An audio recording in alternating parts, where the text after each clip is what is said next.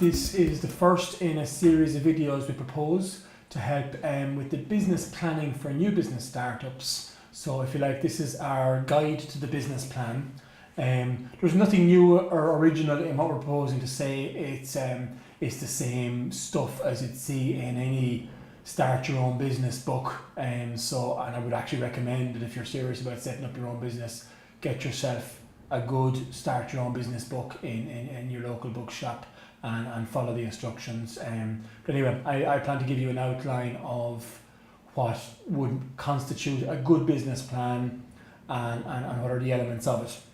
I suppose just going backwards a little bit, the business plan itself we see is a learning tool. Its purpose is to put some structure on the learning and the research that a business proprietor needs to undertake to ensure that their planning for their business is comprehensive.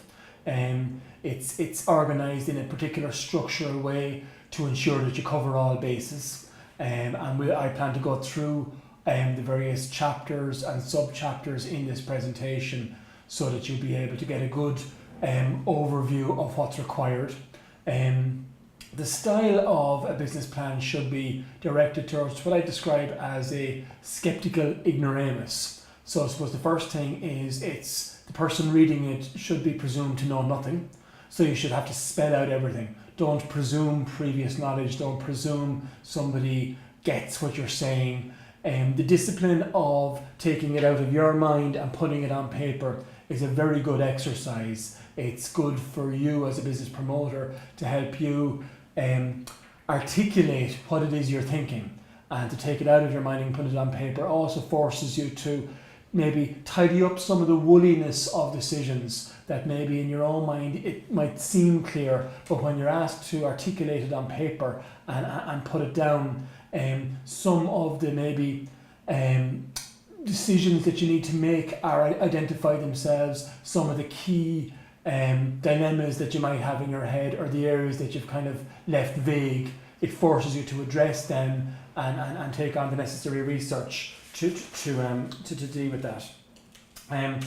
So ultimately, what I propose to do is to go through a series of videos. Each of those videos are going to talk about the different steps in the business plan. It's going to be about the research that you're going to need to do. It should take a number of weeks, even months, to do it right. The length of the business plan could be anything from 20 pages to 200 pages, depending on how much depth and information you're prepared to put into it, how complex the business is. There is no fixed answer to that. It really depends on how you want to approach this. Another part about it, I would suggest that a good attitude to have in the business plan is to test your decisions. So a lot of business planning is decision making, or a lot of business operations is key decision making, and this is a key time in it. But every time you make a decision, you want to have a foundation for that decision. What is the basis of that decision? But for every decision you make, there are alternatives that you chose not to do. And I would encourage strongly that you investigate both. I've chosen to do my business in this particular way. I've chosen to locate my business in this particular place, as opposed to these alternatives. And each time that you're identifying what you've chosen to do, that you also list off the alternatives that you could have done, and you articulate the why, the pros and the cons of each of your decisions, and ultimately why you came down in favour of one particular decision. That can be a very useful exercise for now to ensure that your thinking is strong and straight and it addresses all the key issues. But it'll also be very useful to reflect back on in 1 or 2 or 5 years' time, and you can remind yourself, why did I go down that route? Why did I pick that particular decision? So that's some of the insight into what we do.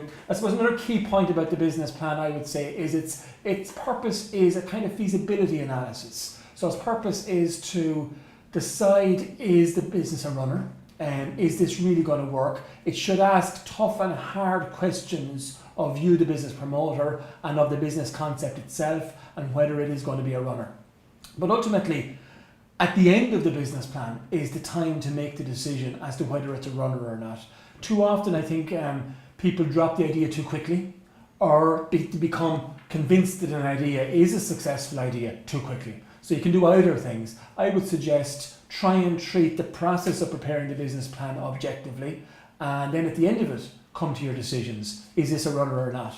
Having put in the amount of hours we're talking about, literally hundreds of hours of research, of analysis, of preparation, it can be sometimes hard to drop a project at that point, and that takes great courage. I think the smartest business person is the person who has the courage to drop the project, having done all the research. If you drop it before the research, that doesn't make sense to me. If you proceed with it bloody-mindedly, even though the research proves it might be a runner, that's also poor decision making. So be prepared to look at it objectively and come to your conclusions at the end. That's the purpose of the business plan.